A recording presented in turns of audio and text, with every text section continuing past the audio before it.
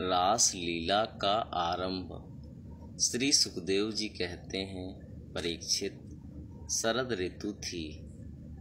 उसके कारण बेला, चमेली आदि सुगंधित पुष्प खिलकर मह मह महक रहे थे।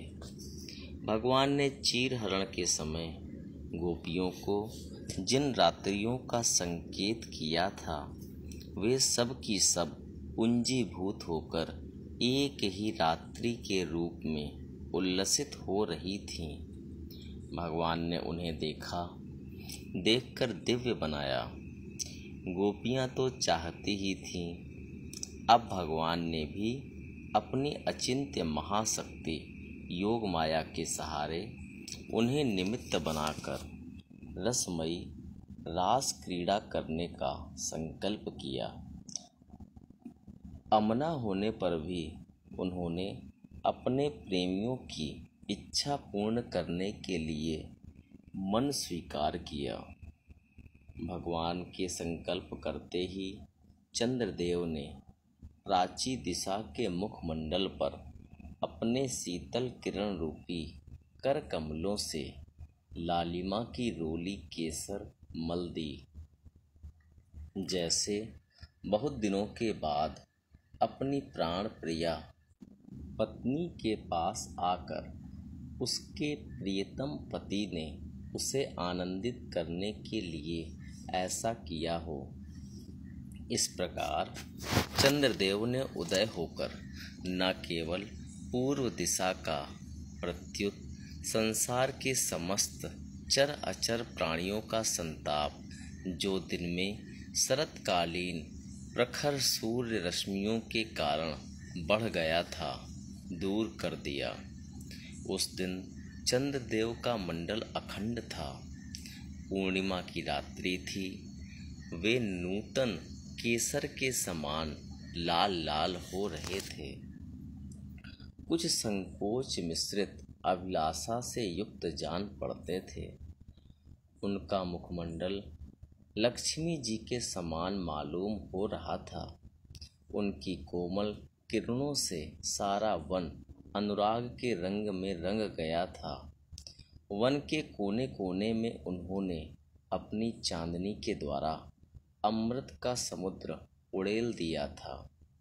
भगवान श्री कृष्ण ने अपने दिव्य उज्ज्वल रस के उद्दीपन की पूरी सामग्री उन्हें और उस वन को देखकर अपनी बांसुरी पर व्रज सुंदरियों के मन को हरण करने वाली काम बीज क्लीन की अस्पष्ट एवं मधुर तान छेड़ी। भगवान का वह वंशी वादन भगवान के प्रेम को, उनके मिलन की लालसा को अत्यंत उकसाने वाला, बढ़ाने वाला था। यूं तो श्याम सुंदर ने पहले से ही गोपियों के मन को अपने वश में कर रखा था। अब तो उनके मन की सारी वस्तुएं भय, संकोच, धैर्य, मर्यादा आदि की वृत्तियां भी छीन लीं। वंशी ध्वनि सुनते ही उनकी विचित्र गति हो गई। जिन्होंने एक साथ साधना की थी श्री कृष्ण को पति रूप में प्राप्त करने के लिए, वे गोपियां भी एक दूसरे को सूचना न देकर, यहाँ तक कि एक दूसरे से अपनी चेष्टा को छिपाकर जहाँ वे थे वहाँ के लिए चल पड़ी। परीक्षित, वे इतने वेग से चली थीं कि उनके कानों के कुंडल झोंके खा रहे थे। वंशी ध्वनि सुनकर जो गोपियां दूध दुह रही थीं, वे अत्यंत उत्सुकतावश दूध दुहना छोड़कर चल पड़ी। जो चूल्हे पर दूध औटा रही थी, वे उफनता हुआ दूध छोड़कर, और जो लपसी पका रही थी, वे पकी हुई लपसी बिना उतारे ही ज्यों की त्यों छोड़कर चल दी। जो भोजन परस रही थीं, वे परसना छोड़कर, जो छोटे छोटे बच्चों को दूध पिला रही थीं, वे दूध पिलाना छोड़कर जो पतियों की सेवा शुश्रूषा कर रही थीं, वे सेवा शुश्रूषा छोड़कर और जो स्वयं भोजन कर रही थीं, वे भोजन करना छोड़कर अपने कृष्ण प्यारे के पास चल पड़ी। कोई कोई गोपी अपने शरीर में अंगराग, चंदन और उबटन लगा रही थीं और कुछ आँखों में अंजन लगा रही थीं। वे उन्हें छोड़कर तथा उल्टे पलटे वस्त्र धारण कर श्री कृष्ण के पास पहुँचने के लिए चल पड़ी। पिता और पतियों ने, भाई और जाति बंधुओं ने उन्हें रोका, उनकी मंगलमयी प्रेम यात्रा में विघ्न डाला, परंतु वे इतनी मोहित हो गई थी कि रोकने पर भी न रुक सकी। रुकती कैसे? विश्वमोहन श्री कृष्ण ने उनके प्राण, मन और आत्मा सब कुछ का अपहरण जो कर लिया था। परीक्षित, उस समय कुछ गोपियां घरों के भीतर थीं, उन्हें बाहर निकलने का मार्ग ही न मिला। तब उन्होंने अपने नेत्र मूंद लिए और बड़ी तन्मयता से श्री कृष्ण के सौंदर्य, माधुर्य और लीलाओं का ध्यान करने लगीं। परीक्षित, अपने परम प्रियतम श्री कृष्ण के असह्य विरह की तीव्र वेदना से उनके हृदय में इतनी व्यथा, इतनी जलन हुई कि उनमें जो कुछ अशुभ संस्कारों का लेश मात्र अवशेष था वह भस्म हो गया। इसके बाद तुरंत ही ध्यान लग गया। ध्यान में उनके सामने भगवान श्री कृष्ण प्रकट हुए। उन्होंने मन ही मन बड़े प्रेम से, बड़े आवेग से उनका आलिंगन किया। उस समय उन्हें इतना सुख, इतनी शांति मिली कि उनके सब के सब पुण्य के संस्कार एक साथ ही क्षीण हो गए। परीक्षित, यद्यपि उनका उस समय श्री कृष्ण के प्रति जार भाव भी था, तथापि कहीं सत्य वस्तु भी भाव की अपेक्षा रखती है। उन्होंने जिनका आलिंगन किया, चाहे किसी भी भाव से किया हो, वे स्वयं परमात्मा ही तो थे। इसलिए उन्होंने पाप और पूर्ण रूप कर्म के परिणाम से बने हुए गुणमय शरीर का परित्याग कर दिया। भगवान की लीला में सम्मिलित होने के योग्य दिव्य अपराकृत शरीर प्राप्त कर लिया। इस शरीर से भोगे जाने वाले कर्म बंधन तो ध्यान के समय ही छिन्न भिन्न हो चुके थे। राजा परीक्षित ने पूछा, भगवान, गोपियां तो भगवान श्री कृष्ण को केवल अपना परम प्रीतम ही मानती थीं, उनका उनमें ब्रह्म भाव नहीं था। इस प्रकार उनकी दृष्टि प्राकृत गुणों में ही आसक्त दिखती है। ऐसी स्थिति में उनके लिए गुणों के प्रवाह रूप इस संसार की निवृत्ति कैसे संभव हुई?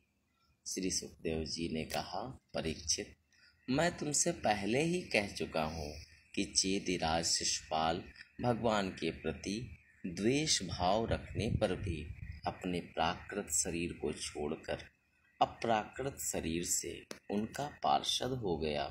ऐसी स्थिति में जो समस्त प्रकृति और उसके गुणों से अतीत भगवान श्री कृष्ण की प्यारी हैं और उनसे अनन्य प्रेम करती हैं, वे गोपियाँ उन्हें प्राप्त हो जाएं, इसमें कौन सी आश्चर्य की बात है?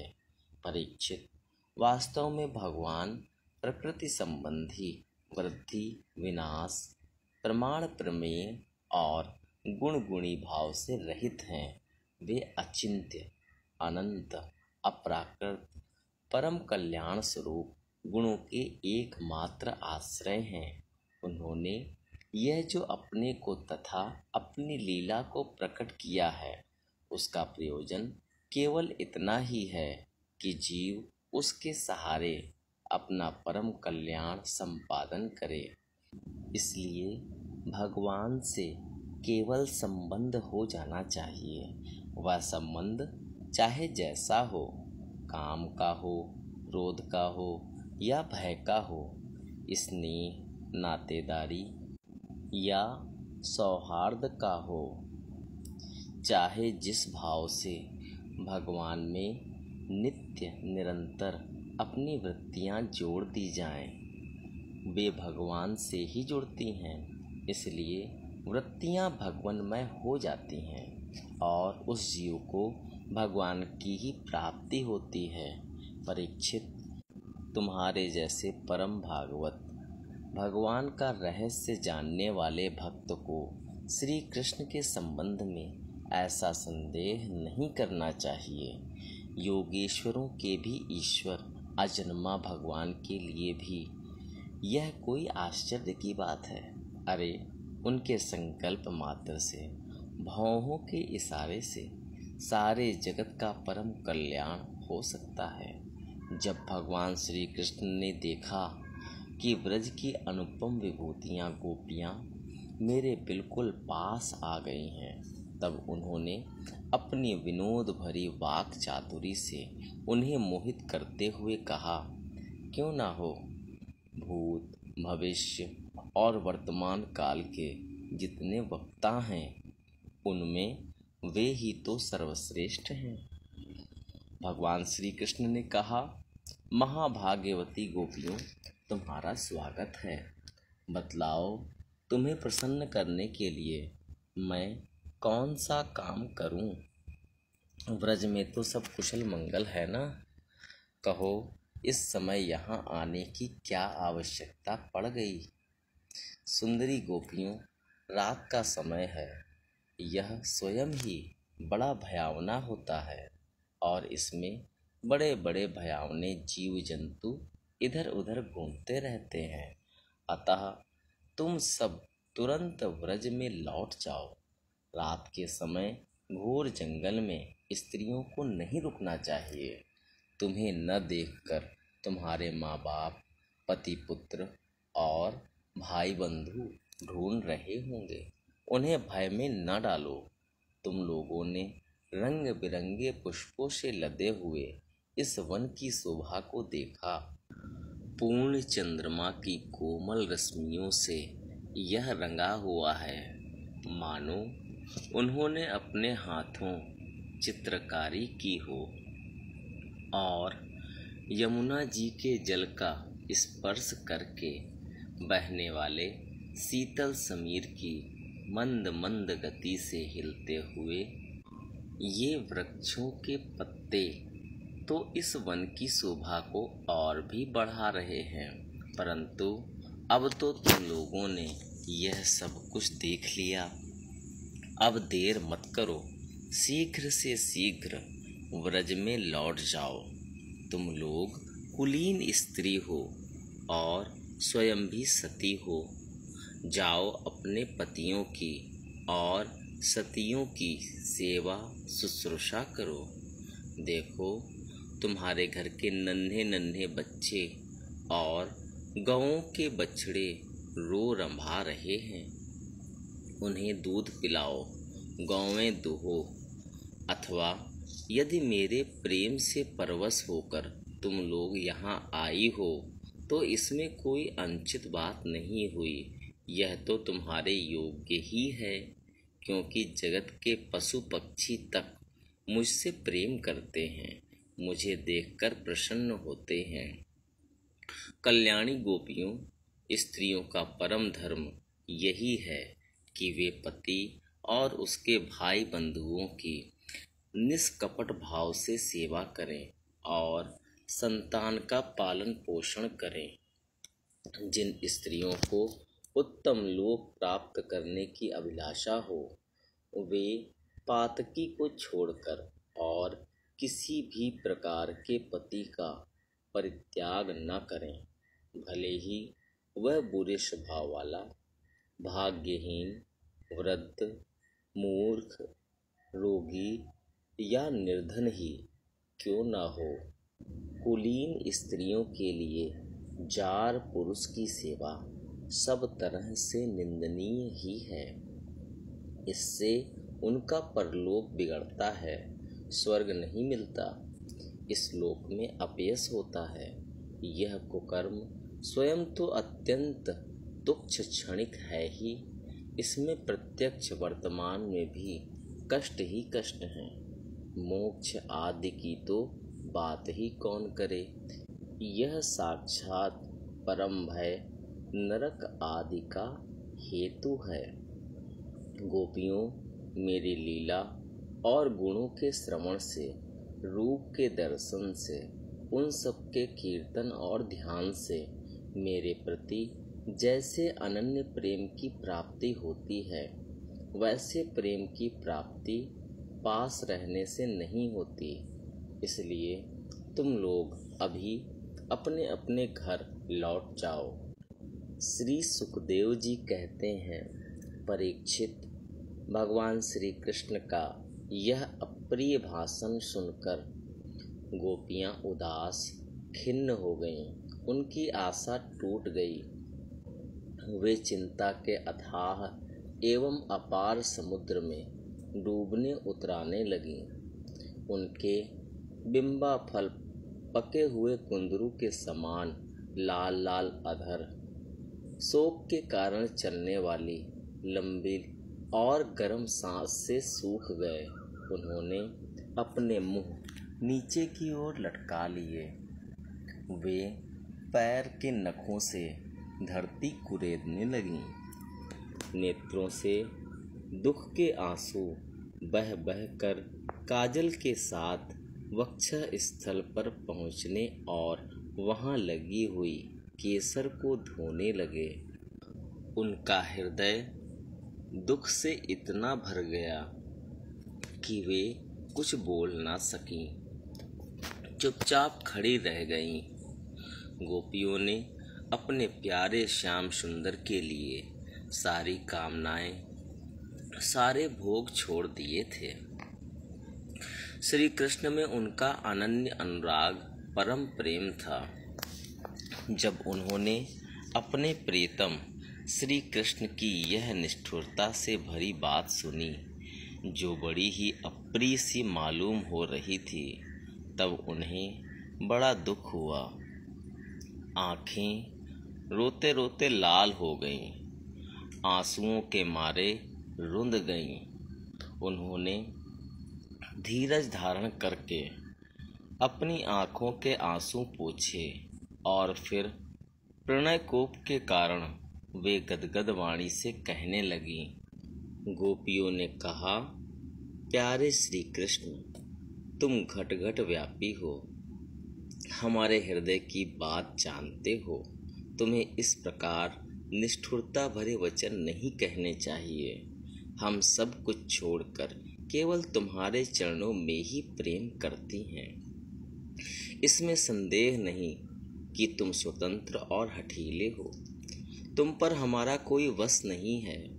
फिर भी तुम अपनी ओर से जैसे आदि पुरुष भगवान नारायण कृपा करके अपने मुमुक्षु भक्तों से प्रेम करते हैं, वैसे ही हमें स्वीकार कर लो। हमारा त्याग मत करो। प्यारे श्याम सुंदर, तुम सब धर्मों का रहस्य जानते हो। तुम्हारा यह कहना कि अपने पति, पुत्र और भाई बंधुओं की सेवा करना ही स्त्रियों का स्वधर्म है, अक्षरशः ठीक है, परंतु इस उपदेश के अनुसार हमें तुम्हारी ही सेवा करनी चाहिए, क्योंकि तुम ही सब उपदेशों के पद चरम लक्ष्य हो, साक्षात भगवान हो। तुम ही समस्त शरीरधारियों के सोहरद हो, आत्मा हो और परम प्रियतम हो। आत्मज्ञान में निपुण महापुरुष तुमसे ही प्रेम करते हैं, क्योंकि तुम नित्य प्रिय एवं अपने ही आत्मा हो। अनित्य एवं दुखद पति पुत्र आदि से क्या प्रयोजन है परमेश्वर, इसलिए हम पर प्रसन्न हो, कृपा करो। कमल नयन, चिरकाल से तुम्हारे प्रति पाली पोषी आशा अभिलाषा की लहलहाती लता का छेदन मत करो। मनमोहन, अब तक हमारा चित्त घर के काम धंधों में लगता था, इसी से हमारे हाथ भी उनमें रमे हुए थे, परंतु तुमने हमारे देखते देखते हमारा वह चित्त लूट लिया। इसमें तुम्हें कोई कठिनाई भी नहीं उठानी पड़ी, तुम तो सुख स्वरूप हो ना। परंतु अब तो हमारी गतिमति निराली ही हो गई है। हमारे ये पैर तुम्हारे चरण कमलों को छोड़कर एक पग भी हटने के लिए तैयार नहीं हैं, नहीं हट रहे हैं। फिर हम व्रज में कैसे जाएं? और यदि वहाँ जाएं भी तो करें क्या? प्राणवल्लभ, हमारे प्यारे सखा, तुम्हारी मंद मंद मधुर मुस्कान, प्रेम भरी चितवन और मनोहर संगीत ने हमारे हृदय में तुम्हारे प्रेम और मिलन की आग धधका दी है। उसे तुम अपने अधरों की रस धारा से बुझा दो, नहीं तो प्रीतम, हम सच कहती हैं, तुम्हारी विरह व्यथा की आग से हम अपने अपने शरीर जला देंगी और ध्यान के द्वारा तुम्हारे चरण कमलों को प्राप्त करेंगी। प्यारे कमल नयन, तुम वनवासियों के प्यारे हो और वे भी तुमसे बहुत प्रेम करते हैं। इससे प्रायः तुम उन्हीं के पास रहते हो, यहाँ तक कि तुम्हारे निज चरण कमलों की सेवा का अवसर स्वयं लक्ष्मी जी को कभी कभी ही मिलता है। उन्हीं चरणों का स्पर्श हमें प्राप्त हुआ जिस दिन यह सौभाग्य हमें मिला और तुमने हमें स्वीकार करके आनंदित किया। उसी दिन से हम और किसी के सामने एक क्षण के लिए भी ठहरने में असमर्थ हो गई हैं।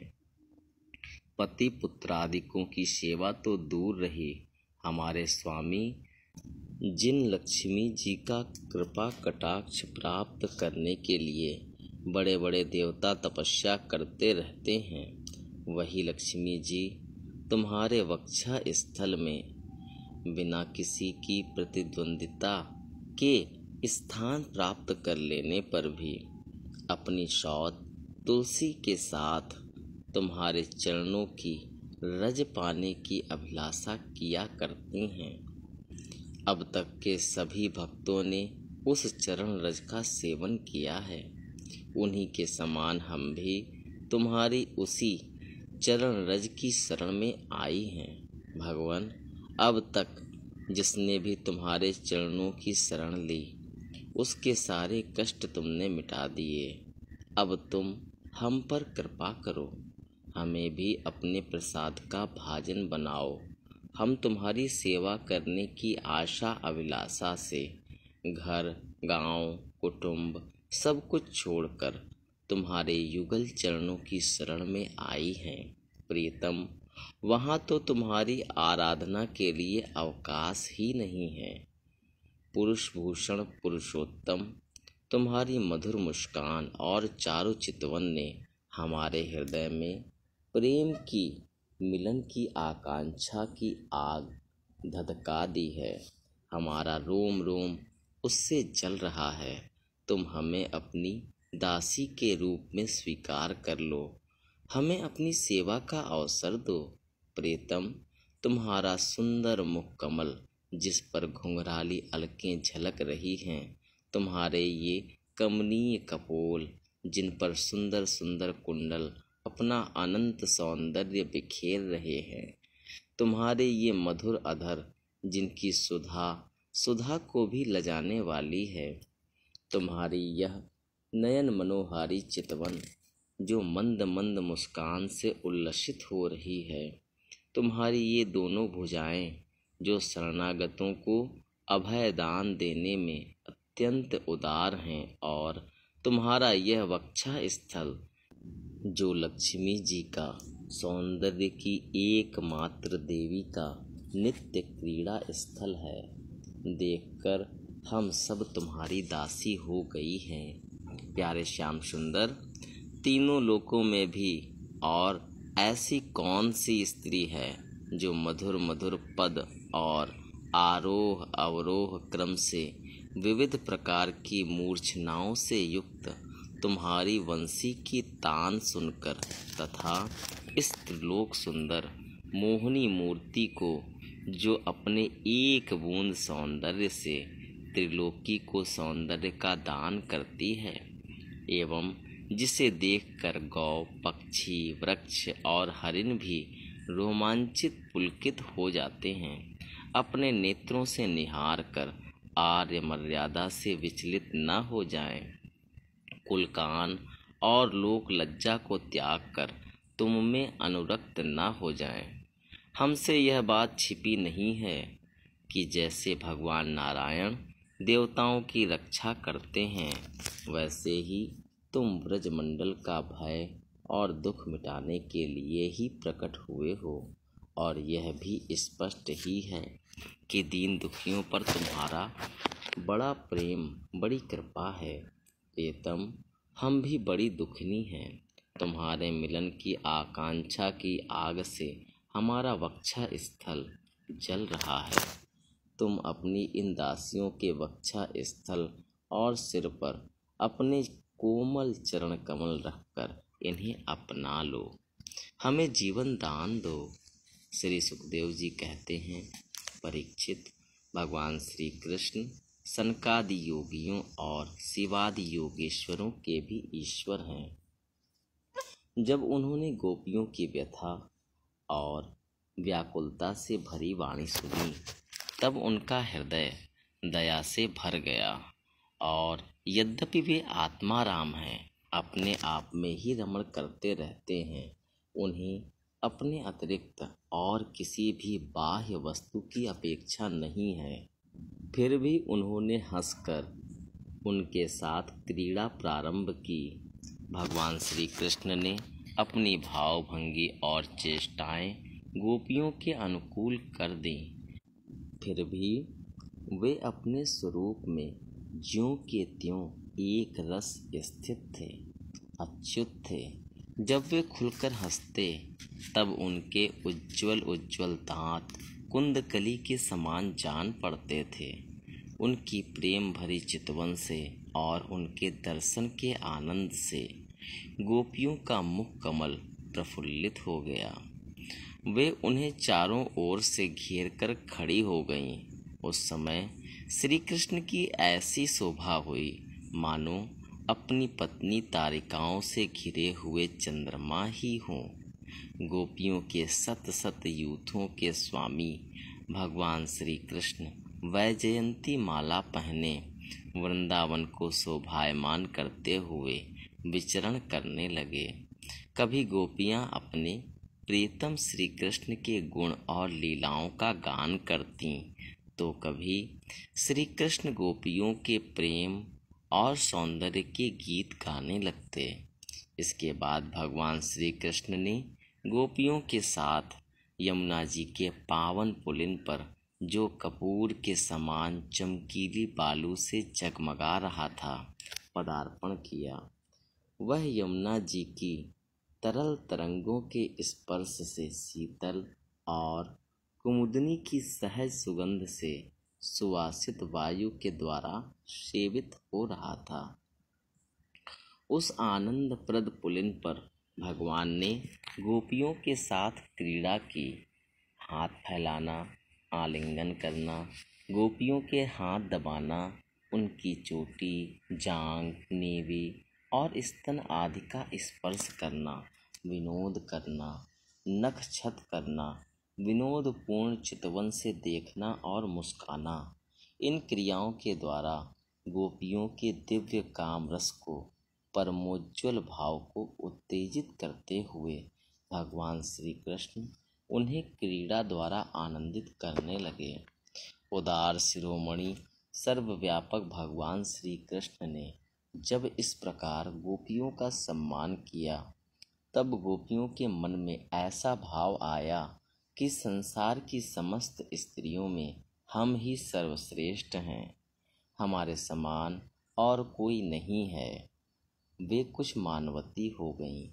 जब भगवान ने देखा कि इन्हें तो अपने सुहाग का कुछ गर्व हो आया है और अब मान भी करने लगी हैं। तब वे उनका गर्व शांत करने के लिए तथा उनका मान दूर कर प्रसन्न करने के लिए वहीं उनके बीच में ही अंतर ध्यान हो गए। श्री कृष्ण के विरह में गोपियों की दशा। श्री सुखदेव जी कहते हैं, परीक्षित, भगवान सहसा अंतर ध्यान हो गए। उन्हें न देखकर व्रज युवतियों की वैसी ही दशा हो गई जैसे यूथपति गजराज के बिना हथनियों की होती है। उनका हृदय विरह की ज्वाला से जलने लगा। भगवान श्री कृष्ण की मदोन्मत्त गजराज की सी चाल, प्रेम भरी मुस्कान, विलास भरी चितवन, मनोरम प्रेमालाप, भिन्न भिन्न प्रकार की लीलाओं तथा श्रृंगार रस की भावभंगियों ने उनके चित्त को चुरा लिया था। वे प्रेम की मतवाली गोपियां श्री कृष्णमय हो गईं और फिर श्री कृष्ण की विभिन्न चेष्टाओं का अनुकरण करने लगीं। अपने प्रीतम श्री कृष्ण की चाल ढाल, हास विलास और चितवन बोलन आदि में श्री कृष्ण की प्यारी गोपियां उनके समान ही बन गईं। उनके शरीर में भी वही गतिमती, वही भावभंगी उतर आई। वे अपने को सर्वथा भूलकर श्री कृष्ण स्वरूप हो गईं और उन्हीं के लीला विलास का अनुकरण करती हुई मैं श्री कृष्ण ही हूँ इस प्रकार कहने लगीं।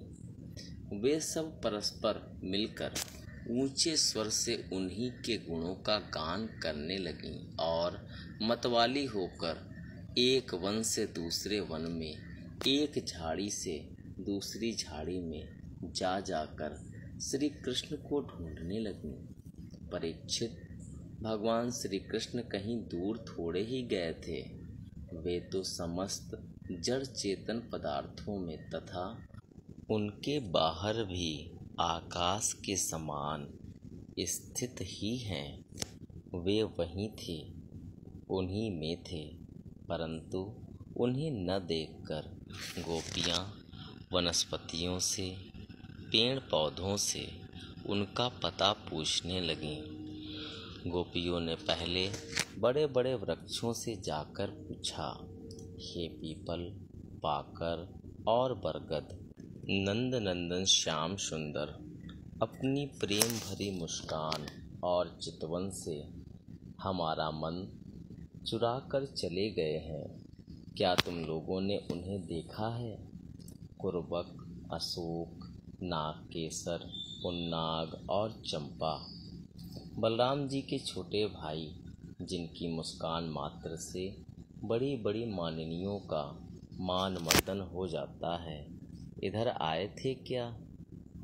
अब उन्होंने स्त्री जाति के पौधों से कहा, बहन तुलसी, तुम्हारा हृदय तो बड़ा कोमल है।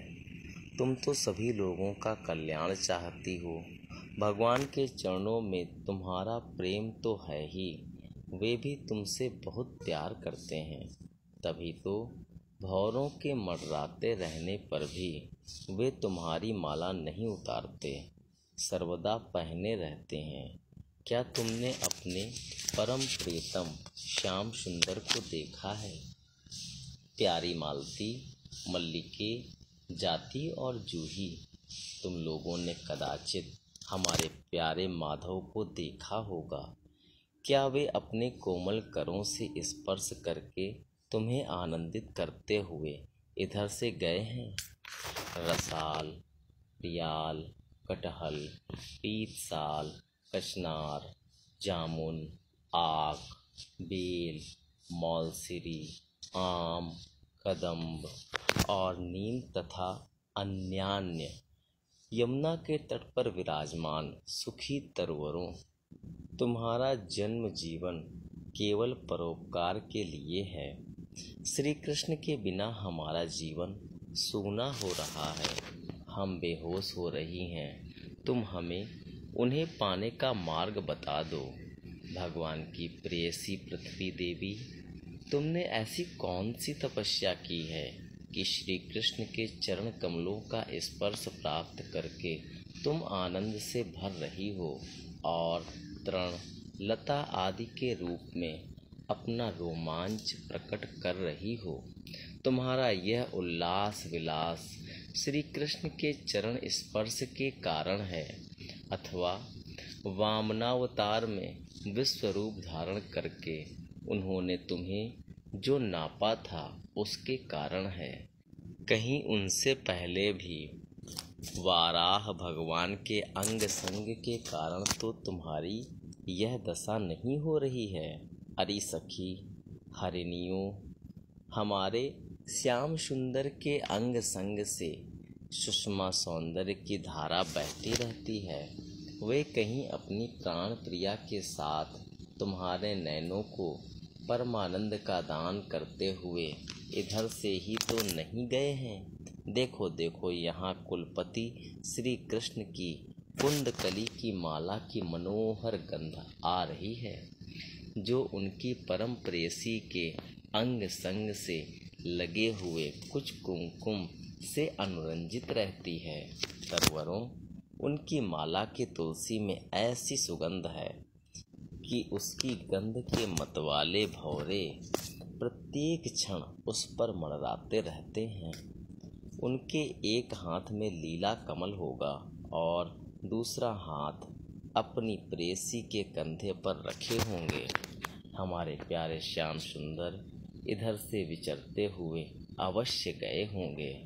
जान पड़ता है तुम लोग उन्हें प्रणाम करने के लिए ही झुके हो, परंतु उन्होंने अपनी प्रेम भरी चितवन से भी तुम्हारी वंदना का अभिनंदन किया है या नहीं? अरे सखी, इन लताओं से पूछो। ये अपने पति वृक्षों को भुजपास में बांधकर आलिंगन किए हुए हैं। इससे क्या हुआ? इनके शरीर में जो पुलक है, रोमांच है, वह तो भगवान के नखों के स्पर्श से ही है। अहो, इनका कैसा सौभाग्य है। परीक्षित, इस प्रकार मतवाली गोपियां प्रलाप करती हुई भगवान श्री कृष्ण को ढूंढते ढूंढते कातर हो रही थीं। अब और भी गाढ़ आवेश हो जाने के कारण वे भगवन्मय होकर भगवान की विभिन्न लीलाओं का अनुकरण करने लगीं। एक पूतना बन गई तो दूसरी श्री कृष्ण बनकर उसका स्तन पीने लगीं। कोई छकड़ा बन गई तो किसी ने बाल कृष्ण बनकर रोते हुए उसे पैर की ठोकर मारकर उलट दिया। कोई सखी बाल कृष्ण बनकर बैठ गई तो कोई तृणावर्त दैत्य का रूप धारण करके उसे हर ले गई।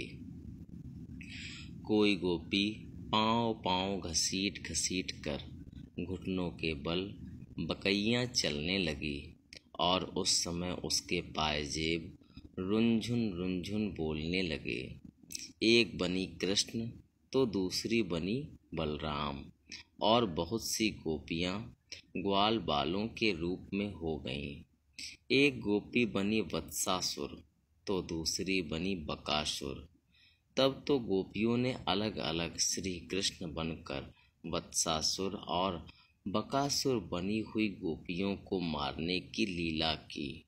जैसे श्री कृष्ण वन में करते थे, वैसे ही एक गोपी बांसुरी बजा बजा कर दूर गए हुए पशुओं को बुलाने का खेल खेलने लगी। तब दूसरी गोपियां वाह वाह करके उसकी प्रशंसा करने लगीं।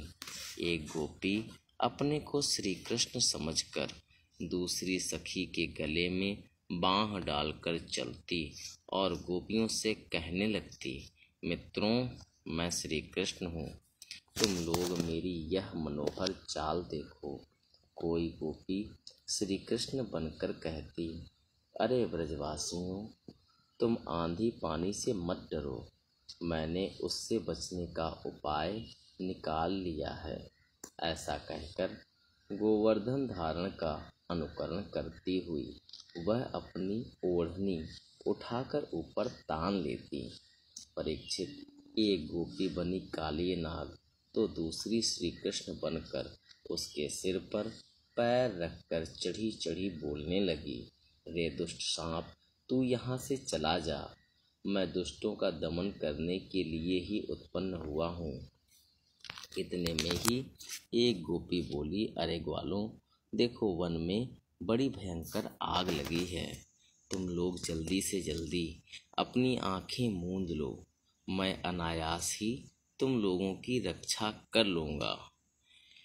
एक गोपी यशोदा बनी और दूसरी बनी श्री कृष्ण। यशोदा ने फूलों की माला से श्री कृष्ण को ऊखल में बांध दिया। अब वह श्री कृष्ण बनी हुई सुंदरी गोपी हाथों से मुंह ढककर भय की नकल करने लगी। परीक्षित, इस प्रकार लीला करते करते गोपियां वृंदावन के वृक्ष और लता आदि से फिर भी श्री कृष्ण का पता पूछने लगी। इसी समय उन्होंने एक स्थान पर भगवान के चरण चिन्ह देखे। वे आपस में कहने लगी, अवश्य ही ये चरण चिन्ह उदार शिरोमणि नंद नंदन श्याम सुंदर के हैं, क्योंकि इनमें ध्वजा, कमल, वज्र, अंकुश और जौ आदि के चिन्ह स्पष्ट ही दिख रहे हैं। उन चरण चिन्हों के द्वारा व्रज वल्लभ भगवान को ढूंढती हुई गोपियां आगे बढ़ीं। तब उन्हें श्री कृष्ण के साथ किसी व्रज युवती के भी चरण चिन्ह दिख पड़े। उन्हें देखकर वे व्याकुल हो गईं और आपस में कहने लगीं, जैसे हथिनी अपने प्रीतम गजराज के साथ गई हो, वैसे ही नंद नंदन श्याम सुंदर के साथ उनके कंधे पर हाथ रखकर चलने वाली किस बड़भागिनी के ये चरण चिन्ह हैं। अवश्य ही सर्वशक्तिमान भगवान श्री कृष्ण की यह आराधिका होगी। इसीलिए इस पर प्रसन्न होकर हमारे प्राण प्यारे श्याम सुंदर ने हमें छोड़ दिया है और इसे एकांत में ले गए हैं।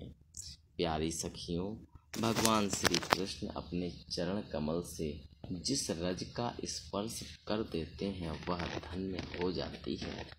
उसके अहोभाग्य हैं, क्योंकि ब्रह्मा, शंकर और लक्ष्मी आदि भी अपने अशुभ नष्ट करने के लिए उस रज को अपने सिर पर धारण करते हैं। अरे सखी, चाहे कुछ भी हो, यह जो सखी हमारे सर्वस्व श्री कृष्ण को एकांत में ले जाकर अकेले ही उनकी अधर सुधा का रस पी रही है, इस गोपी के उभरे हुए चरण चिन्ह तो हमारे हृदय में बड़ा ही क्षोभ उत्पन्न कर रहे हैं। यहाँ उस गोपी के पैर नहीं दिखाई देते। मालूम होता है यहाँ प्यारे श्याम सुंदर ने देखा होगा कि मेरी प्रेयसी के सुकुमार चरण कमलों में घास की नोक गड़ती होगी, इसलिए उन्होंने उसे अपने कंधे पर चढ़ा लिया होगा। सखियों, यहाँ देखो, प्यारे श्री कृष्ण के चरण चिन्ह अधिक गहरे बालू में धंसे हुए हैं। इससे सूचित होता है कि यहाँ वे किसी भारी वस्तु को उठाकर चले हैं। उसी के बोझ से उनके पैर जमीन में धंस गए हैं। हो ना हो यहाँ उस कामी ने अपनी प्रीतमा को अवश्य कंधे पर चढ़ाया होगा। देखो देखो, यहाँ परम प्रेमी व्रजवल्लभ ने फूल चुनने के लिए अपनी प्रेयसी को नीचे उतार दिया है और यहाँ परम प्रीतम श्री कृष्ण ने अपनी प्रेयसी के लिए फूल चुने हैं। उचक उचक कर फूल तोड़ने के कारण यहाँ उनके पंजे तो धरती में गड़े हुए हैं और एड़ी का पता ही नहीं है। परम प्रेमी श्री कृष्ण ने कामी पुरुष के समान यहाँ अपनी प्रेयसी के केस संवारे हैं। देखो, अपने चुने हुए फूलों को प्रेयसी की चोटी में गूंथने के लिए वे यहाँ अवश्य ही बैठे रहे होंगे। परीक्षित, भगवान श्री कृष्ण आत्माराम हैं। वे अपने आप में ही संतुष्ट और पूर्ण हैं। जब वे अखंड हैं, उनमें दूसरा कोई है ही नहीं, तब उनमें काम की कल्पना कैसे हो सकती है। फिर भी उन्होंने कामियों की दीनता, स्त्री परवशता और स्त्रियों की कुटिलता दिखलाते हुए वहाँ उस गोपी के साथ एकांत में क्रीड़ा की थी, एक खेल रचा था। इस प्रकार गोपियाँ मतवाली सी होकर, अपनी सुध बुध खोकर एक दूसरे को भगवान श्री कृष्ण के चरण चिन्ह दिखलाती हुई वन वन में भटक रही थीं। इधर भगवान श्री कृष्ण दूसरी गोपियों को वन में छोड़कर जिस भाग्यवती गोपी को एकांत में ले गए थे, उसने समझा कि मैं ही समस्त गोपियों में श्रेष्ठ हूँ। इसीलिए तो हमारे प्यारे श्री कृष्ण दूसरी गोपियों को छोड़कर, जो उन्हें इतना चाहती हैं, केवल मेरा ही मान करते हैं, मुझे ही आदर दे रहे हैं। भगवान श्री कृष्ण ब्रह्मा और शंकर के भी शासक हैं। वह गोपी वन में जाकर अपने प्रेम और सौभाग्य के मद से मतवाली हो गई और उन्हीं श्री कृष्ण से कहने लगी, प्यारे, मुझसे अब तो और नहीं चला जाता। मेरे सुकुमार पांव थक गए हैं। अब तुम जहाँ चलना चाहो मुझे अपने कंधे पर चढ़ाकर ले चलो। अपनी प्रियतमा की यह बात सुनकर श्याम सुंदर ने कहा, अच्छा प्यारी, तुम अब मेरे कंधे पर चढ़ लो। यह सुनकर वह गोपी ज्यों ही उनके कंधे पर चढ़ने चली, त्यों ही श्री कृष्ण अंतर ध्यान हो गए और वह सौभाग्यवती गोपी रोने पछताने लगी। हा नाथ, हा रमण, हा प्रेष्ठ, हा महाभुज, तुम कहाँ हो, कहाँ हो मेरे सखा? मैं तुम्हारी दीनहीन दासी हूँ। शीघ्र ही मुझे अपने सानिध्य का अनुभव कराओ, मुझे दर्शन दो। परीक्षित, गोपियाँ भगवान के चरण चिन्हों के सहारे उनके जाने का मार्ग ढूंढती ढूंढती वहाँ जा पहुँची। थोड़ी दूर से ही उन्होंने देखा कि उनकी सखी अपने प्रीतम के वियोग से दुखी होकर अचेत हो गई है। जब उन्होंने उसे जगाया, तब उसने भगवान श्री कृष्ण से उसे जो प्यार और सम्मान प्राप्त हुआ था वह उनको सुनाया।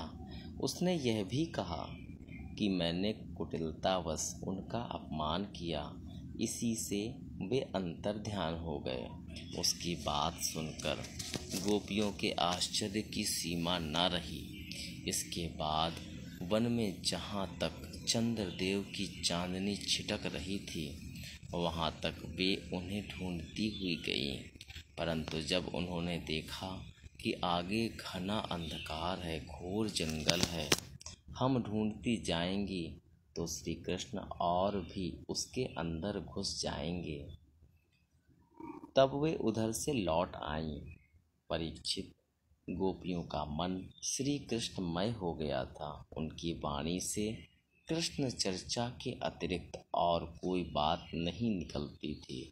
उनके शरीर से केवल श्री कृष्ण के लिए और केवल श्री कृष्ण की चेष्टाएं हो रही थीं। कहाँ तक कहूँ, उनका रोम रोम, उनकी आत्मा श्री कृष्णमय हो रही थी। वे केवल उनके गुणों और लीलाओं का ही गान कर रही थीं और उनमें इतनी तन्मय हो रही थीं कि उन्हें अपने शरीर की भी सुध नहीं थी। फिर घर की याद कौन करता? गोपियों का रोम रोम इस बात की प्रतीक्षा और आकांक्षा कर रहा था कि जल्दी से जल्दी श्री कृष्ण आएं। श्री कृष्ण की ही भावना में डूबी हुई गोपियाँ यमुना के पावन पुलिन पर रमण रेती में लौट आईं और एक साथ मिलकर श्री कृष्ण के गुणों का गान करने लगीं। गोपी गीत गोपियाँ विरहावेश में गाने लगीं। प्यारे, तुम्हारे जन्म के कारण वैकुंठ आदि लोकों से भी व्रज की महिमा बढ़ गई है। तभी तो सौंदर्य और मृदुलता की देवी लक्ष्मी जी अपना निवास स्थान वैकुंठ छोड़कर यहाँ नित्य निरंतर निवास करने लगी हैं, इसकी सेवा करने लगी हैं। परंतु प्रीतम, देखो तुम्हारी गोपियाँ, जिन्होंने तुम्हारे चरणों में ही अपने प्राण समर्पित कर रखे हैं, वन वन में भटक कर तुम्हें ढूंढ रही हैं। हमारे प्रेम पूर्ण हृदय के स्वामी, हम तुम्हारी बिना मोल की दासी हैं। तुम शरतकालीन जलाशय में सुंदर से सुंदर सरसिज की कर्णिका के सौंदर्य को चुराने वाले नेत्रों से हमें घायल कर चुके हो। हमारे मनोरथ पूर्ण करने वाले प्राणेश्वर, क्या नेत्रों से मारना वध नहीं है? अस्त्रों से हत्या करना ही वध है।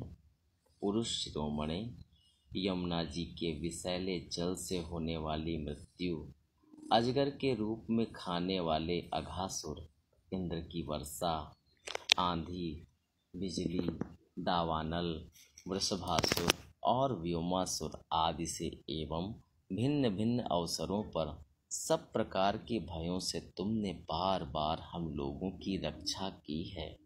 तुम केवल यशोदा नंदन ही नहीं हो, समस्त शरीरधारियों के हृदय में रहने वाले उनके साक्षी हो, अंतर्यामी हो।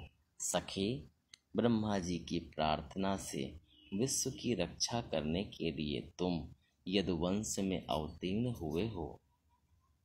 अपने प्रेमियों की अभिलाषा पूर्ण करने वालों में अग्रगण्य यदुवंश शिरोमणि, जो लोग जन्म मृत्यु रूप संसार के चक्कर से डरकर तुम्हारे चरणों की शरण ग्रहण करते हैं, उन्हें तुम्हारे कर कमल अपनी छत्र छाया में लेकर अभय कर देते हैं। हमारे प्रीतम, सबकी लालसा अभिलाषाओं को पूर्ण करने वाला वही कर कमल जिससे तुमने लक्ष्मी जी का हाथ पकड़ा है, हमारे सिर पर रख दो। ब्रजवासियों के दुख दूर करने वाले वीर शिरोमणि श्याम सुंदर, तुम्हारी मंद मंद मुस्कान की एक उज्ज्वल रेखा ही तुम्हारे प्रेमी जनों के सारे मान मद को चूर चूर कर देने के लिए पर्याप्त है। हमारे प्यारे सखा, हमसे रूठो मत, प्रेम करो। हम तो तुम्हारी दासी हैं, तुम्हारे चरणों पर निछावर हैं। हम अबलाओं को अपना वह परम सुंदर सांवला सांवला मुख कमल दिखलाओ। तुम्हारे चरण कमल शरणागत प्राणियों के सारे पापों को नष्ट कर देते हैं। वे समस्त सौंदर्य माधुर्य की खान है और स्वयं लक्ष्मी जी उनकी सेवा करती रहती हैं। तुम उन्हीं चरणों से हमारे बछड़ों के पीछे पीछे चलते हो और हमारे लिए उन्हें सांप के फणों तक पर रखने में भी तुमने संकोच नहीं किया। हमारा हृदय तुम्हारी विरह व्यथा की आग से जल रहा है। तुम्हारी मिलन की आकांक्षा हमें सता रही है। तुम अपने वे ही चरण हमारे वक्षा स्थल पर रखकर हमारे हृदय की ज्वाला को शांत कर दो। कमल नयन, तुम्हारी वाणी कितनी मधुर है, उसका एक एक पद, एक एक शब्द, एक एक अक्षर मधुराति मधुर है। बड़े बड़े विद्वान उसमें रम जाते हैं, उस पर अपना सर्वस्व निछावर कर देते हैं। तुम्हारी उसी वाणी का रसास्वादन करके तुम्हारी आज्ञाकारिणी दासी गोपियाँ मोहित हो रही हैं। दानवीर, अब तुम अपना दिव्य अमृत से भी मधुर अधर रस पिलाकर हमें जीवन दान दो, छका दो। प्रभु, तुम्हारी लीला कथा भी अमृत स्वरूप है। विरह से सताए हुए लोगों के लिए तो वह जीवन सर्वस्व ही है। बड़े बड़े ज्ञानी महात्माओं, भक्त कवियों ने उसका गान किया है। वह सारे पाप ताप तो मिटाती ही है, साथ ही श्रवण मात्र से परम मंगल परम कल्याण का दान भी करती है। वह परम सुंदर, परम मधुर और बहुत विस्तृत भी है। जो तुम्हारी उस लीला कथा का गान करते हैं, वास्तव में भूलोक में वे ही सबसे बड़े दाता हैं।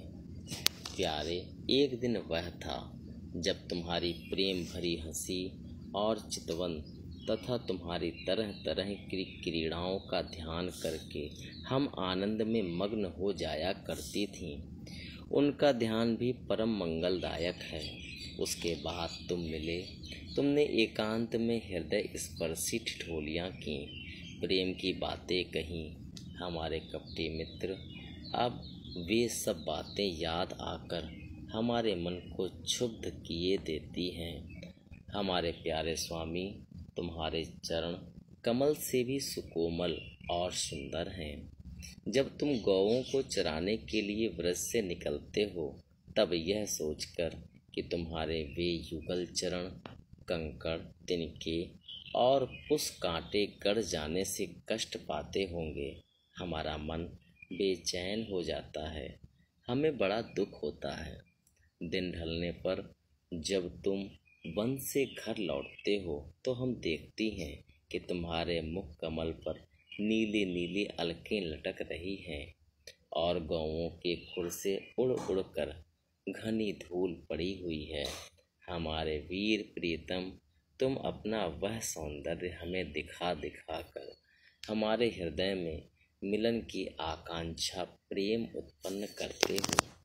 प्रियतम, एकमात्र तुम ही हमारे सारे दुखों को मिटाने वाले हो। तुम्हारे चरण कमल शरणागत भक्तों की समस्त अभिलाषाओं को पूर्ण करने वाले हैं। स्वयं लक्ष्मी जी उनकी सेवा करती हैं और पृथ्वी के तो वे भूषण ही हैं। आपत्ति के समय एकमात्र उन्हीं का चिंतन करना उचित है, जिससे सारी आपत्तियां कट जाती हैं। कुंज बिहारी, तुम अपने वे परम कल्याण स्वरूप चरण कमल हमारे वक्षा स्थल पर रखकर हृदय की व्यथा शांत कर दो। वीर शिरोमणे, तुम्हारा अधरामृत मिलन के सुख को, आकांक्षा को बढ़ाने वाला है। वह विरह जन्य समस्त शोक संताप को नष्ट कर देता है।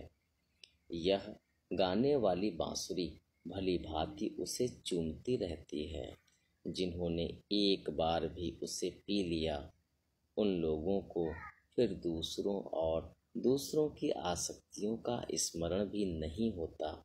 हमारे वीर, अपना वही अधरामृत हमें वितरण करो, पिलाओ।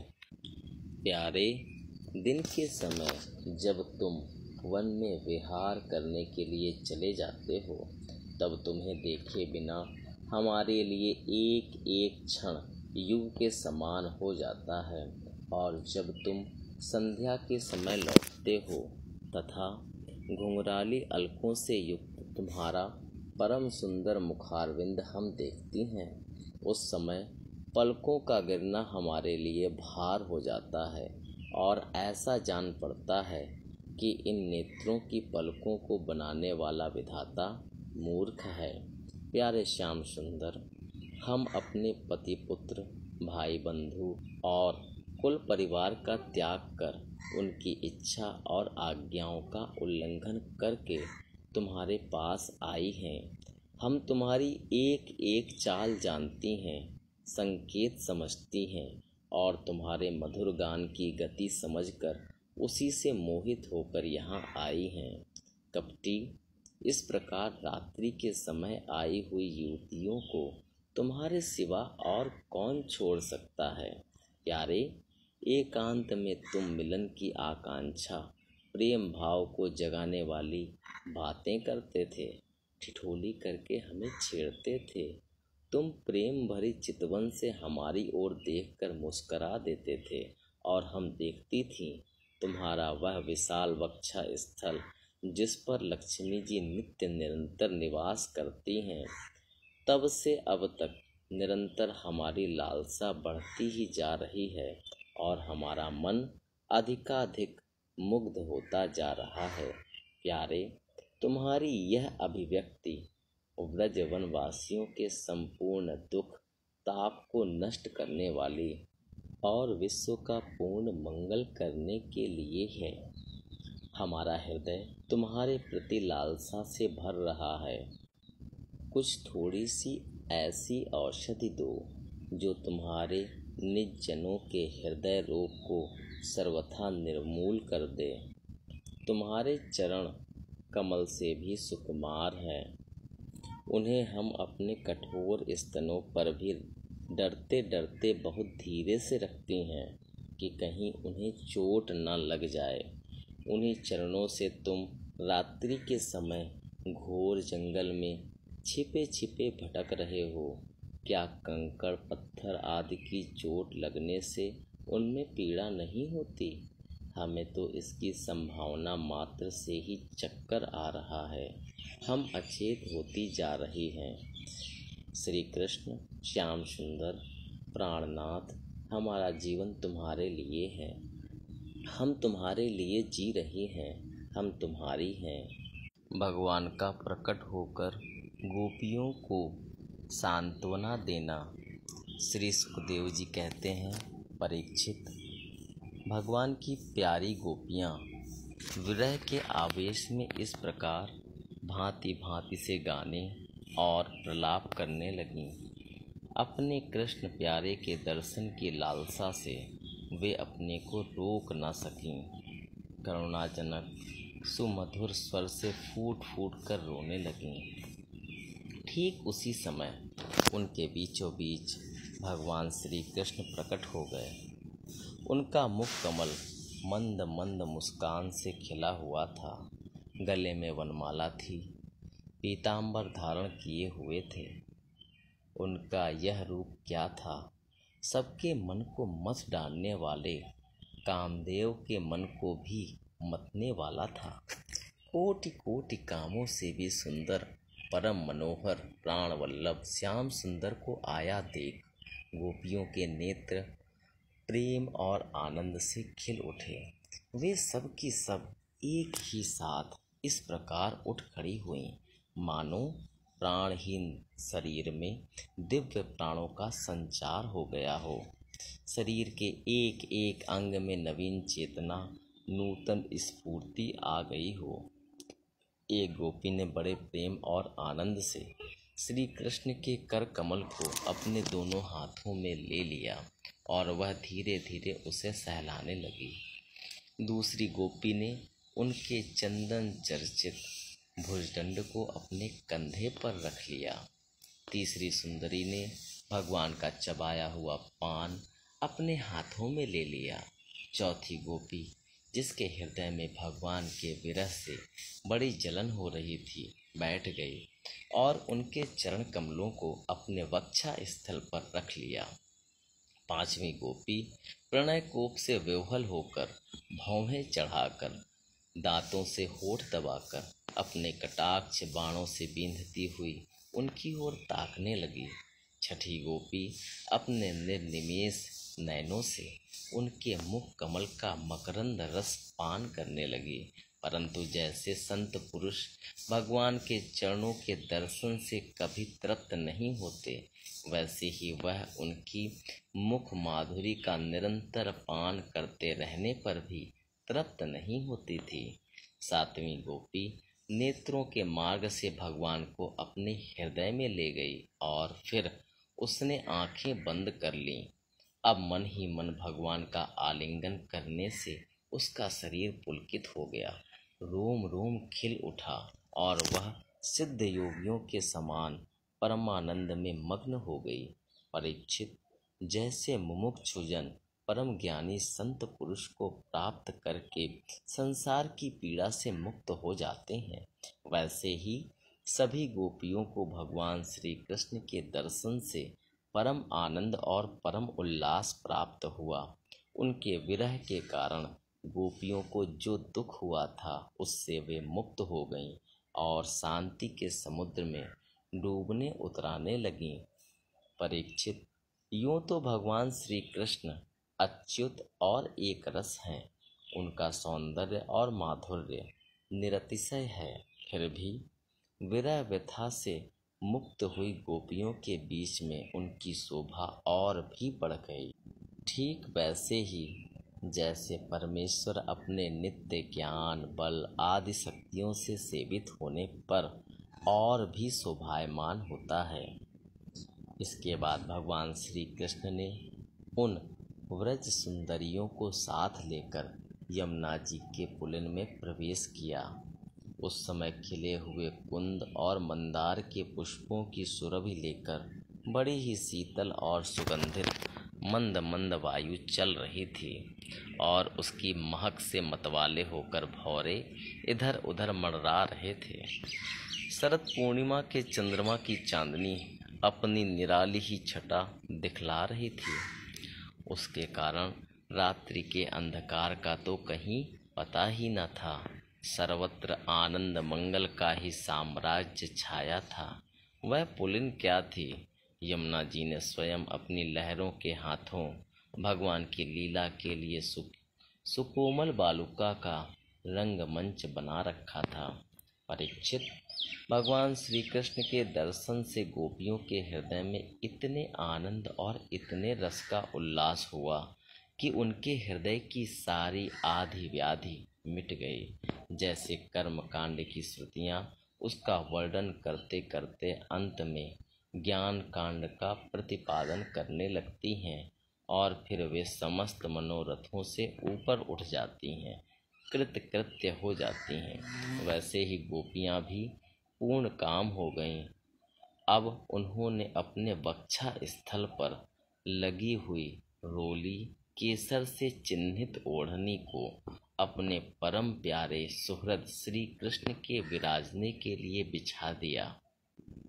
बड़े बड़े योगेश्वर अपने योग साधन से पवित्र किए हुए हृदय में जिनके लिए आसन की कल्पना करते रहते हैं, किंतु फिर भी अपने हृदय सिंहासन पर बिठा नहीं पाते, वही सर्वशक्तिमान भगवान यमुना जी की रेती में गोपियों की ओढ़नी पर बैठ गए।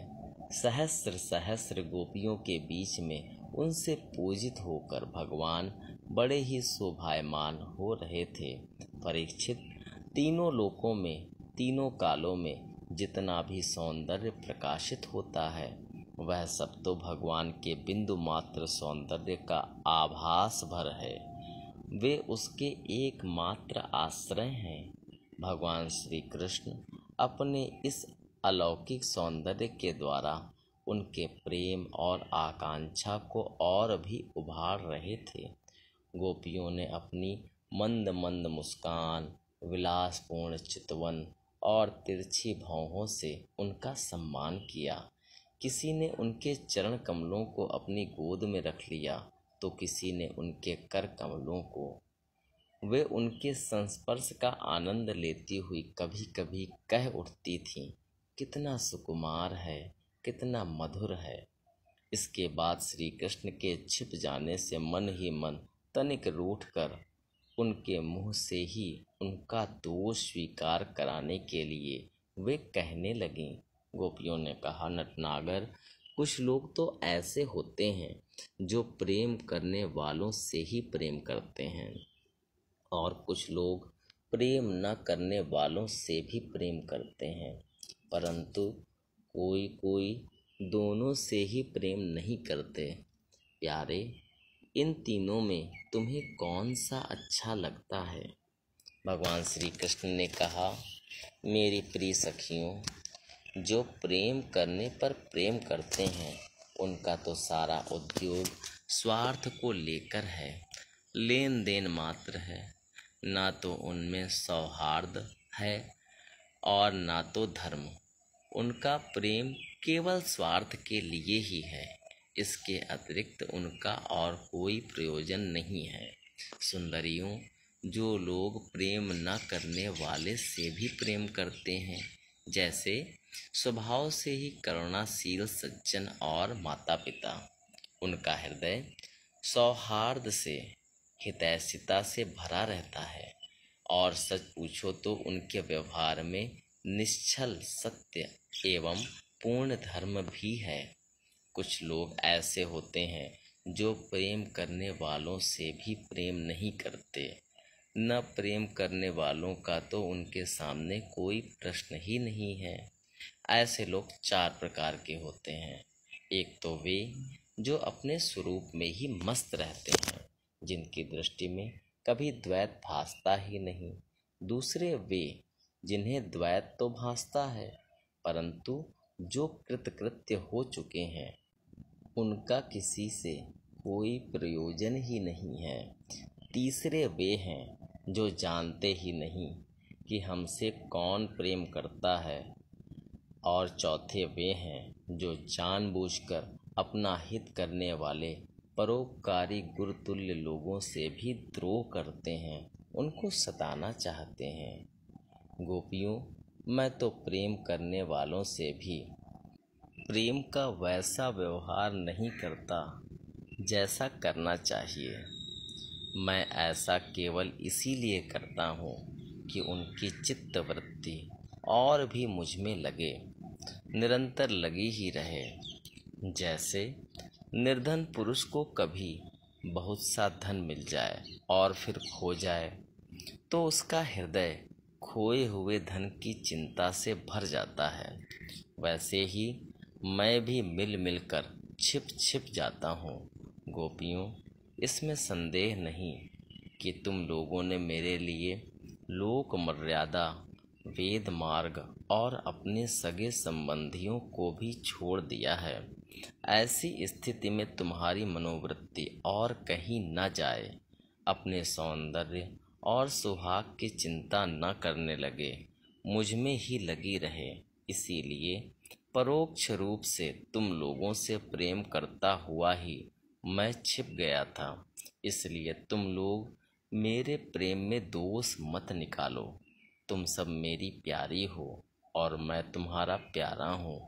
मेरी प्यारी गोपियों, तुमने मेरे लिए घर गृहस्थी की उन बेड़ियों को तोड़ डाला है जिन्हें बड़े बड़े योगी यति भी नहीं तोड़ पाते।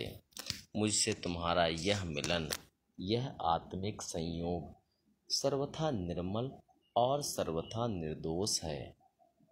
यदि मैं अमर शरीर से, अमर जीवन से अनंत काल तक तुम्हारे प्रेम, सेवा और त्याग का बदला चुकाना चाहूँ तो भी नहीं चुका सकता।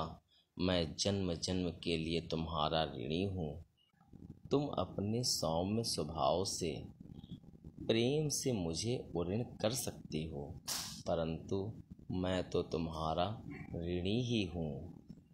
महाराज श्री सुखदेव जी कहते हैं, राजन, गोपियाँ भगवान की इस प्रकार प्रेम भरी सुमधुर वाणी सुनकर जो कुछ विरह जन्य ताप शेष था उससे भी मुक्त हो गईं और सौंदर्य माधुर्य निधि प्राण प्यारे के अंग संग से सफल मनोरथ हो गईं। भगवान श्री कृष्ण की प्रेयसी और सेविका गोपियाँ एक दूसरे की बाह में बाह डाले खड़ी थीं। उन स्त्री रत्नों के साथ यमुना जी के पुलिन पर भगवान ने अपनी रसमयी रास क्रीड़ा प्रारंभ की।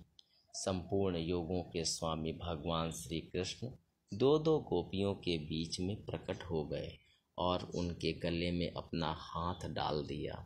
इस प्रकार एक गोपी और एक श्री कृष्ण, यही क्रम था। सभी गोपियाँ ऐसा अनुभव करती थीं कि हमारे प्यारे तो हमारे ही पास हैं।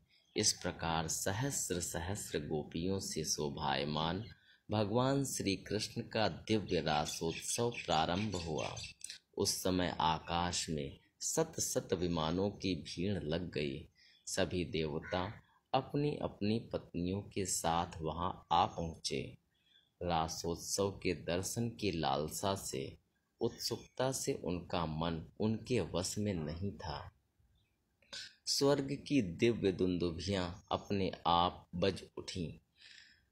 स्वर्गीय पुष्पों की वर्षा होने लगी। गंधर्वगण अपनी अपनी पत्नियों के साथ भगवान के निर्मल यश का गान करने लगे। रासमंडल में सभी गोपियां अपने प्रीतम श्याम सुंदर के साथ नृत्य करने लगीं। उनकी कलाइयों के कंगन, पैरों के पायजेब और करधनी के छोटे छोटे घुंघरू एक साथ बज उठे। असंख्य गोपियां थीं, इसलिए यह मधुर ध्वनि भी बड़े ही जोर की हो रही थी। यमुना जी की रमण रेती पर व्रज सुंदरियों के बीच में भगवान श्री कृष्ण की बड़ी अनोखी शोभा हुई। ऐसा जान पड़ता था मानो अगणित पीली पीली दमकती हुई सुवर्ण मणियों के बीच में ज्योतिर्मयी नीलमणि चमक रही हो। नृत्य के समय गोपियां तरह तरह से ठुमुक ठुमुक कर अपने पांव कभी आगे बढ़ाती और कभी पीछे हटा लेती, कभी गति के अनुसार धीरे धीरे पांव रखती, तो कभी बड़े वेग से, कभी चाक की तरह घूम जाती, कभी अपने हाथ उठा उठा कर भाव बताती, तो कभी विभिन्न प्रकार से उन्हें चमकाती, कभी बड़े कलापूर्ण ढंग से मुस्कराती, तो कभी भौहें मटकाती। नाचते नाचते उनकी पतली कमर ऐसी लचक जाती थी मानो टूट गई हो। झुकने, बैठने, उठने और चलने की फुर्ती से उनके स्तन हिल रहे थे तथा वस्त्र उड़े जा रहे थे। कानों के कुंडल हिल हिल कर कपोलों पर आ जाते थे। नाचने के परिश्रम से उनके मुंह पर पसीने की बूंदें झलकने लगी थीं। केसों की चोटियां कुछ ढीली पड़ गई थीं। नीवी की गांठें खुली जा रही थीं। इस प्रकार नटवर नंदलाल की परम प्रेयसी गोपियां उनके साथ गा गा कर नाच रही थीं। परीक्षित, उस समय ऐसा जान पड़ता था मानो बहुत से श्री कृष्ण तो सांवले सांवले मेघमंडल हैं और उनके बीच बीच में चमकती हुई गोरी गोरी गोपियां बिजली हैं। उनकी शोभा असीम थी। गोपियों का जीवन भगवान की रति है, प्रेम है। वे श्री कृष्ण से सटकर नाचते नाचते ऊंचे स्वर से मधुर गान कर रही थीं। श्री कृष्ण का संस्पर्श पा पाकर और भी आनंद मग्न हो रही थी। उनके राग रागिनियों से पूर्ण गान से यह सारा जगत अब भी गूंज रहा है। कोई गोपी भगवान के साथ उनके स्वर में स्वर मिलाकर गा रही थी। वह श्री कृष्ण के स्वर की अपेक्षा और भी ऊंचे स्वर से राग अलापने लगी। उसके विलक्षण और उत्तम स्वर को सुनकर वे बहुत ही प्रसन्न हुए और वाह वाह करके उसकी प्रशंसा करने लगे। उसी राग को एक दूसरी सखी ने ध्रुपद में गाया। उसका भी भगवान ने बहुत सम्मान किया। एक गोपी नृत्य करते करते थक गई।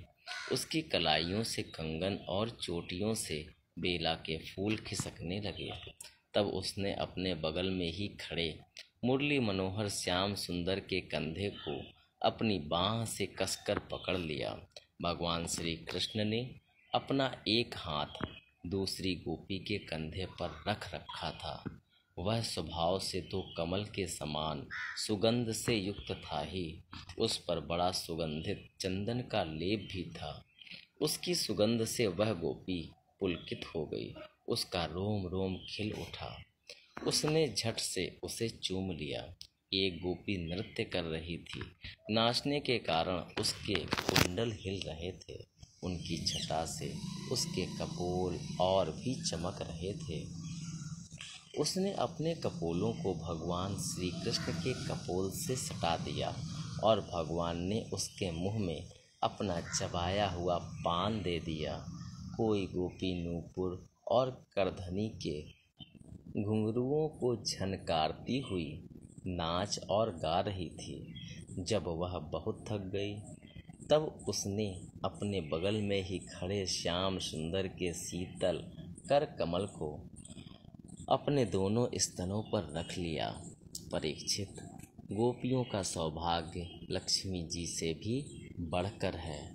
लक्ष्मी जी के परम प्रियतम एकांत वल्लभ भगवान श्री कृष्ण को अपने परम प्रीतम के रूप में पाकर गोपियां गान करती हुई उनके साथ विहार करने लगीं।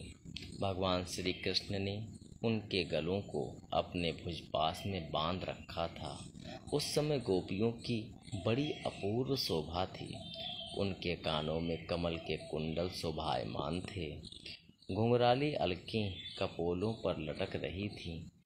पसीने की बूंदें झलकने से उनके मुख की छटा निराली ही हो गई थी।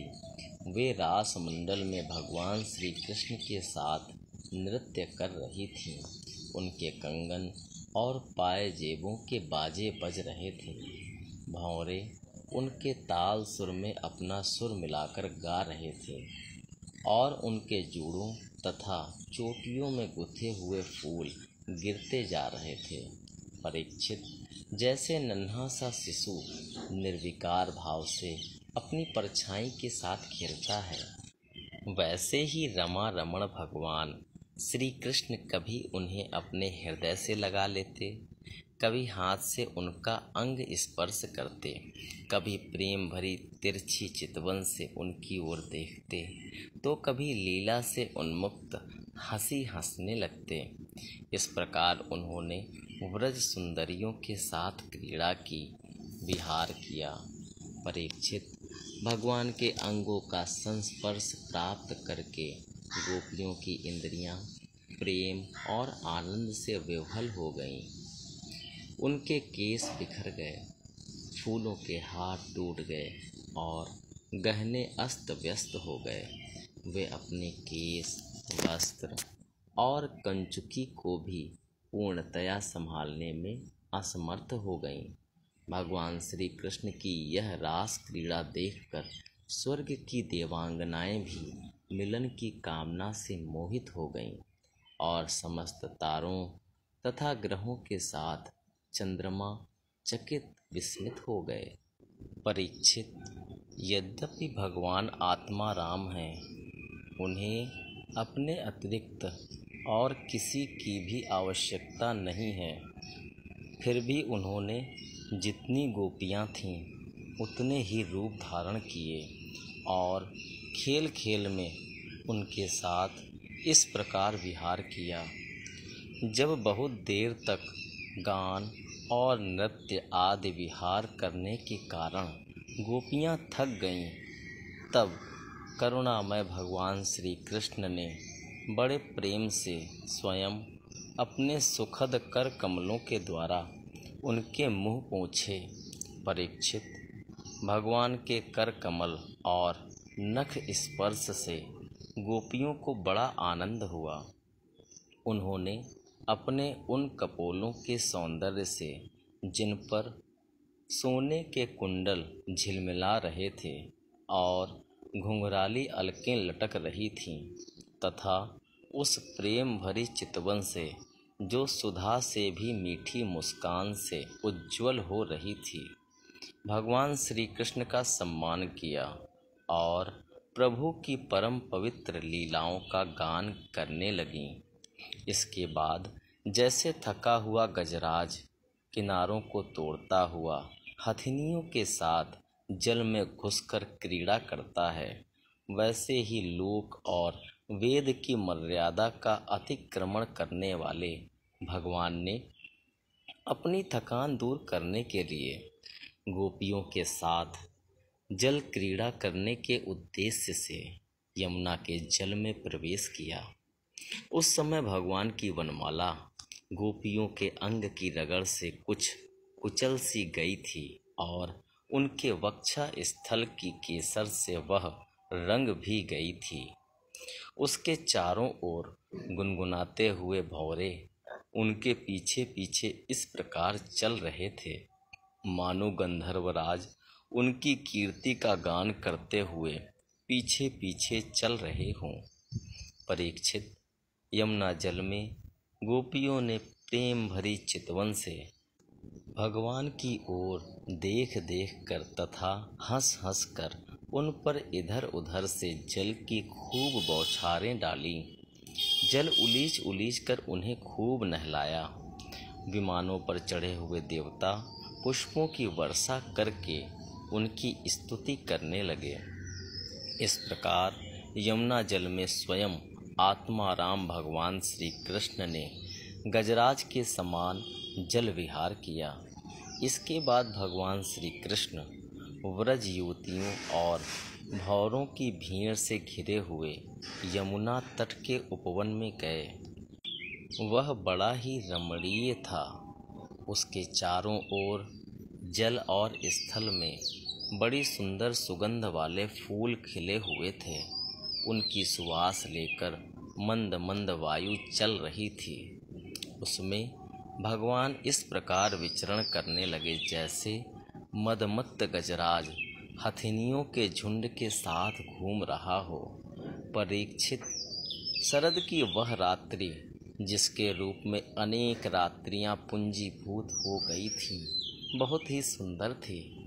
चारों ओर चंद्रमा की बड़ी सुंदर चांदनी छिटक रही थी।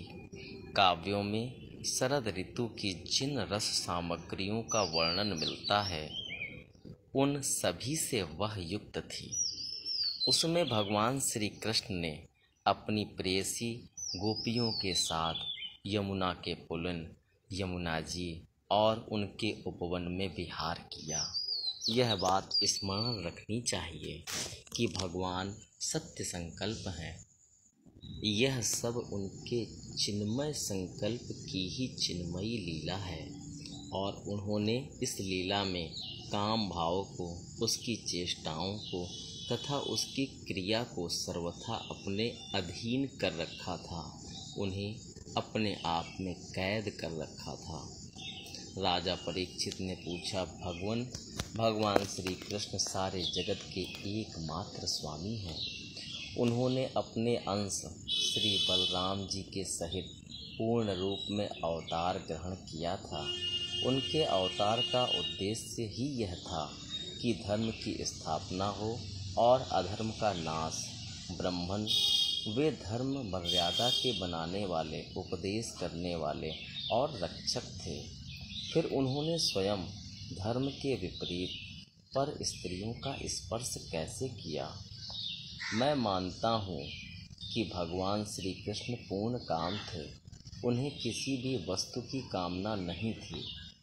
फिर भी उन्हें किस अभिप्राय से यह निंदनीय कर्म किया? परम ब्रह्मचारी मुनीश्वर, आप कृपा करके मेरा यह संदेह मिटाइए। श्री सुखदेव जी कहते हैं, सूर्य, अग्नि आदि ईश्वर समर्थ कभी कभी धर्म का उल्लंघन और साहस का काम करते देखे जाते हैं, परंतु उन कामों से उन तेजस्वी पुरुषों को कोई दोष नहीं होता। देखो, अग्नि सब कुछ खा जाता है, परंतु उन पदार्थों के दोष से लिप्त नहीं होता। जिन लोगों में ऐसी सामर्थ्य नहीं है, उन्हें मन से भी वैसी बात कभी नहीं सोचनी चाहिए। शरीर से करना तो दूर रहा, यदि मूर्खतावश कोई ऐसा काम कर बैठे तो उसका नाश हो जाता है। भगवान शंकर ने हलाहल विष पी लिया था, दूसरा कोई पिए तो वह जलकर भस्म हो जाएगा। इसलिए इस प्रकार के जो शंकर आदि ईश्वर हैं, अपने अधिकार के अनुसार उनके वचन को ही सत्य मानना और उसी के अनुसार आचरण करना चाहिए।